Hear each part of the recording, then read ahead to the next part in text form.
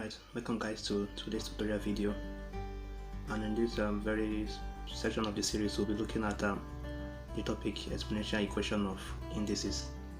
By this time I believe we all are very conversant with the 9 basic laws of indices, so we'll be applying those laws to solving some problems. Now for instance, this very question is coming out from a section of indices which is termed the exponential equation of indices. Now in this very video I'll be teaching us how to solve problems that has to do with exponential equation. Now we have to have it in mind that for any of us to be able to attempt any problem that has to do with exponential equation of indices, we must first of all have gotten pure and clean grasp of all the laws of indices, because it is those laws of indices that we are going to apply in solving problems. Now in this very problem, for me to attempt it, since I'm asked to find the value of x in this very problem, what I have to do now is just start interpreting the questions given according to the law. Now this is 2 raised to the power of 2x plus 1 minus 9 into bracket 2 raised to the power of x plus 4 is equated to 0. Now I know very well that there is a law in indices that says if the bases are equal, add up the power. Now that has to tell me that for me to have, if I have something like this, 2 raised to the power of 2 raised to the power of 2x plus 1, it means that this question has been placed in this format because of a law. Now it is say if the bases are equal, we should add up the power, right? It means this power has been added. So if I have something like this, 2 raised to the power of 2x multiplied by 2 raised to the power of 1, I can also interpret it as this, which is 2 raised to the power of 2x plus 1, because if the bases are equal, add up the power. So this power was added to give us what we have here. Now this question, 2 raised to the power of 2x plus 1, I can unchain this to give me 2 raised to the power of 2x multiplied by 2 raised to the power of 1. I just took this back from this very question down to the law of indices. Now minus 9 into the bracket of 2 raised to the power of x plus 4 equals 0. Now looking at this very part, what I need to do next is, this is 2 raised to the power of 2x multiplying 2 raised to the power of 1 minus 9 into 2 raised to the power of x plus 4. Now this is 2 raised to the power of x. I can be able to manipulate this 2 raised to the power of 2x to look like something like this. Then I'll take on my problem from there. So I can have 2 raised to the power of x into bracket 2. I've changed nothing so far.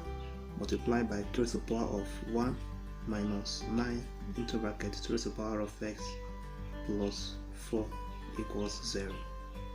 Now I know now that 2 raised to the power of x, 2 raised to the power of x is common in this very equation. So I can say let p equals 2 raised to the power of x. So I'm going to have something like this: p all squared. This is 2 raised to the power of x has been replaced by p. So I'm going to have 2 raised to the power of 2, which is p squared, multiplying 2 raised to the power of 1 is 2 minus 9 into the bracket of 2 raised to the power of x is denoted by p plus 4 equals 0. Now this is p squared multiply, that is, if I multiply this by it, I'm going to have 2p minus 9p plus 4 equals 0. That's what I have there, 2p squared minus 9p plus 4 equals 0. Now I can be able to factorize this. This is 2p squared.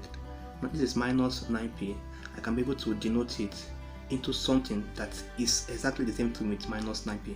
If I have minus p minus 8p plus 4, I can equate it to 0. Now minus p minus 8p is the same thing as minus 9p. So now I can solve. Now if I place this in bracket, I'm trying to factorize that, place this also in bracket. Now this is what I have here.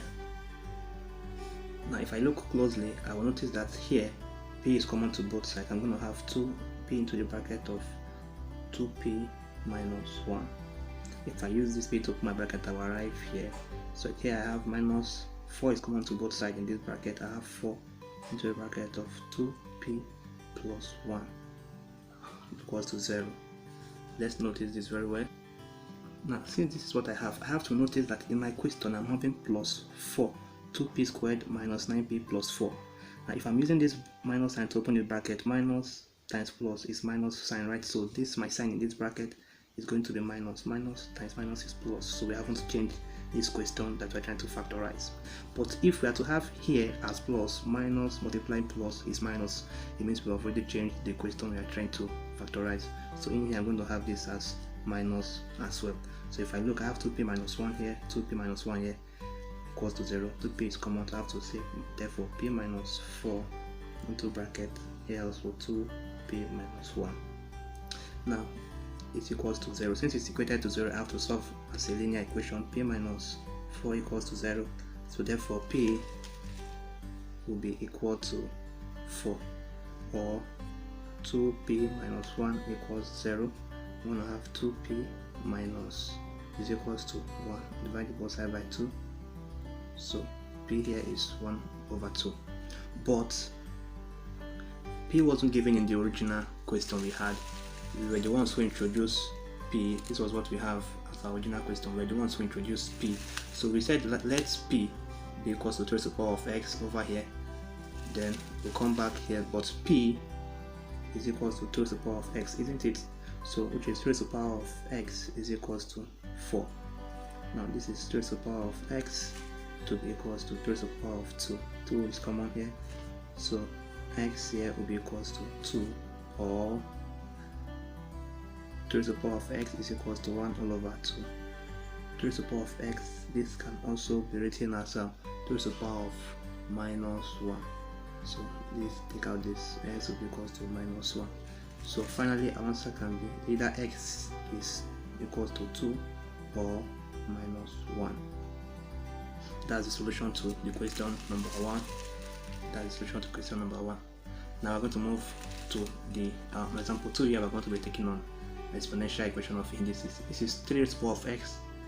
Now this is in bracket 3 to the power of x squared plus 2 into bracket 3 to the power of x minus 3 equals 0. Now there is a law in indices that looks like this. If I have m raised to the power of n, then I'm having something like x outside. I can also have this as n multiplying the parts together. I want to have n x.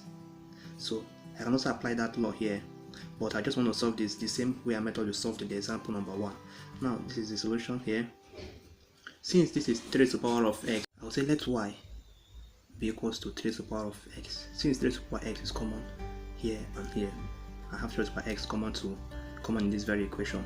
And I'm going to have y squared plus 2 into the bracket of y minus 3 equals 0. Now this is y squared plus 2y minus 3 equals 0. Now what I just have to do is to factorize this very equation. This is even a little bit more simpler than the first example.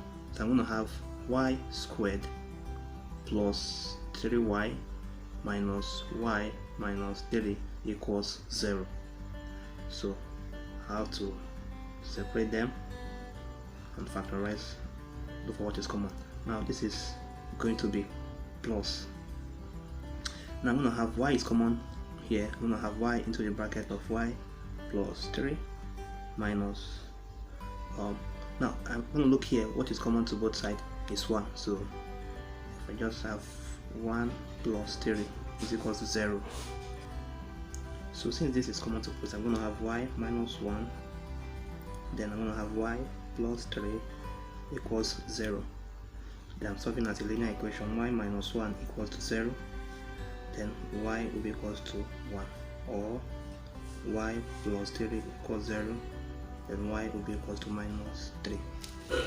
Now I have to take note that since I'm having positive and negative value, I'm only going to solve for my positive value. So since, remember that we said let y be equals to 3 to the power of x, so 3 to the power of x will be equal to 1. Now any number to the power 0 is 1, isn't it? So I'm going to have 3 to the power of x to be equals to 1 to the power of 0. Sorry, I mean 3 to the power of 0. Any number to the power 0 is 1, isn't it? So 3 cancels 0, x is equals to 0 here. That's just our answer. So I hope you all understood this. Thank you very much for watching. God bless you.